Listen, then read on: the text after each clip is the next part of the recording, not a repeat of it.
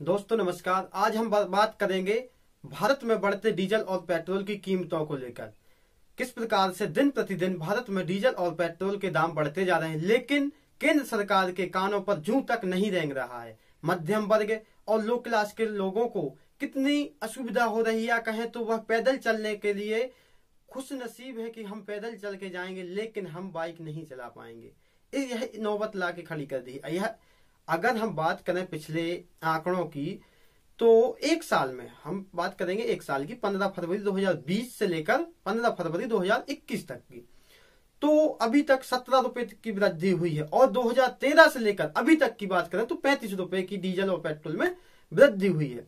तो इतना ज्यादा 100 रुपए 1 लीटर पेट्रोल मिलता है, जबकि अगर हम एवरेजन माने अलग अलग तो ज्यादा से ज्यादा 50 या 60 किलोमीटर गाड़ी चलती है 1 लीटर में।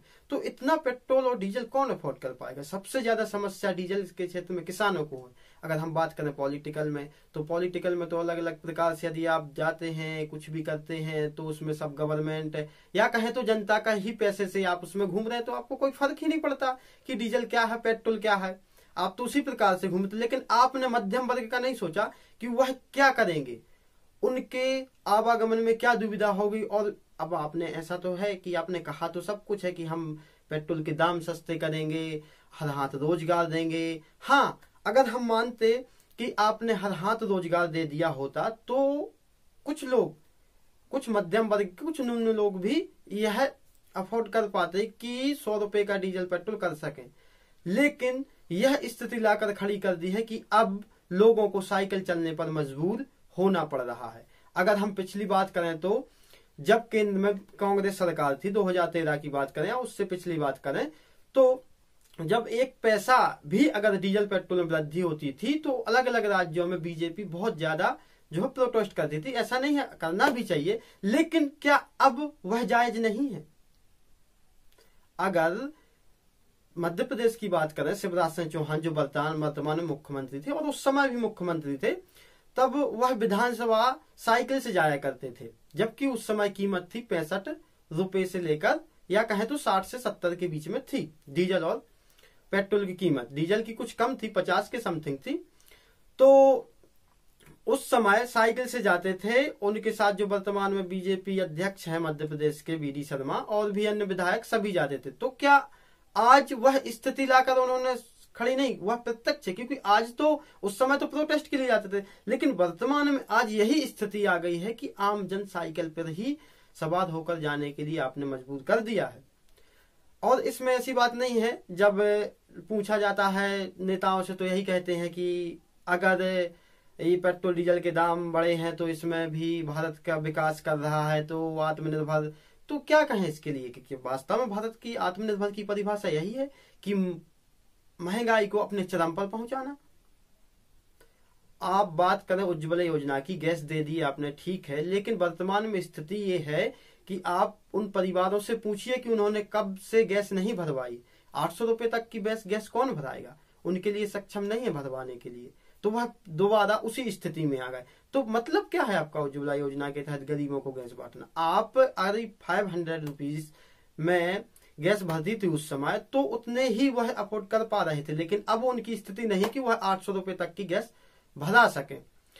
इसमें कुछ मंत्रियों के भी इसमें जो है कुछ भाषण हुए, उन्होंने कुछ पूछा तो उन्होंने भी कहा कि नहीं, आप डीजल पेट्रोल के दाम से जो मुनाफा आएगा वह भारत की जनता, आम जनता के स्वास्थ्य, शिक्षा, अलग अलग क्षेत्रों में उनके विकास के लिए ही हम लगाएंगे। लेकिन जनता के पास देने को भी तो होना चाहिए ना, तब विकास के लिए लगा सकते हैं। अब जनता इतना पैसा नहीं, जो है उसके पास रोजगार नहीं। सबसे बड़ी बात तो रोजगार है।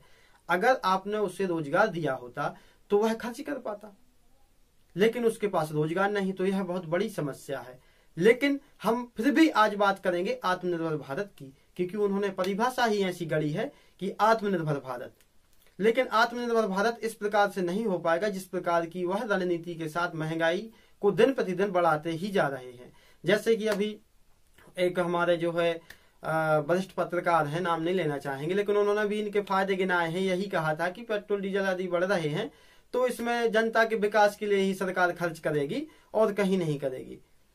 और इसके साथ ही एक बीजेपी के मंत्री ने यही कहा था कि यह अच्छा है कि पीएम मोदी जी ने भारत में पेट्रोल और डीजल के दामों पर नियंत्रण किया, तो क्या यही नियंत्रण है? क्या उनकी यही परिभाषा है कि 100 रुपए पर आपने पेट्रोल कर दिया तो यह भारत का विकास हो गया?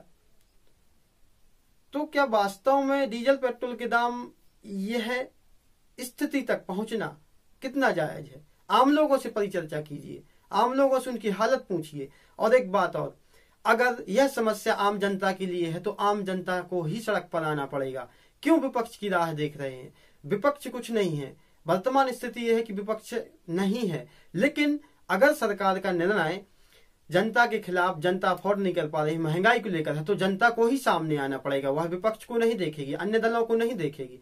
लेकिन जनता को सड़क पर न आने सरकार के बात में बात या कहें तो हाँ में हाँ मिलाने के बराबर है। क्योंकि जनता अगर प्रदर्शन नहीं करती, जनता सड़क पर नहीं आती है, तो सरकार को कैसे पता चलेगा कि हमारा यह निर्णय सही है कि गलत है? लेकिन एक बात ये अलग है कि सरकार हठधर्मिता पर है इस बार। क्योंकि यदि हम भारत में आंदोलन की बात करें, किसान आंदोलन को लेकर, तो भाई 85 दिन से ज्यादा हो चुके हैं। लेकिन सरकार अपने वक्तव्य से, अपने कानून को लेकर टस के मस नहीं हुई है। लेकिन किसान भी अपनी पर अड़े हुए हैं, किसान भी पीछे हटने वालों में से नहीं है। किसान नेता राकेश टिकैत ने कहा कि हम भी पीछे नहीं हटेंगे, किसान कानून है जो उसे आपको वापस लेना ही पड़ेगा। लेकिन सरकार हठधर्मिता पर बैठी हुई है। अभी वर्तमान में करें तो किसानों पर कोई नहीं बोल रहा है, लेकिन अलग अलग राज्यों में जाकर चुनावों की योजनाएं बनाई जा रही, वहां लंबे लंबे भाषण दिए जा रहे हैं, विदेशों पर भी परिचर्चा की जा रही है। लेकिन जो दिल्ली राजधानी के बॉर्डर पर ही बैठे हुए हैं, सिंधु बॉर्डर, टिकरी बॉर्डर, गाजी बॉर्डर, उनसे किसानों को कोई हाल नहीं पूछा जा रहा है। आप वीडियो कॉन्फ्रेंस के जरिए अन्य अलग अलग गांवों में किसानों की फसलों का जायजा ले रहे हैं, लेकिन वहां कोई भी नहीं जा रहा है जहां वास्तव में किसानों की हालत को देखना चाहिए। अब वहां पर ऐसी स्थिति बना दी है कि बॉर्डर पे उससे थोड़ी कम स्थिति होगी, कीलें, कटीला तार और इसके अलावा भी रीलिंग और 20-20 फुट की खाई खोद दी गई। तो ये कहा, ये किसान है या आतंकवादी? आप उनसे आतंकवादी जैसा, आतंकवादी तो कहा ही है और वैसा सलूक भी कर रहे हैं।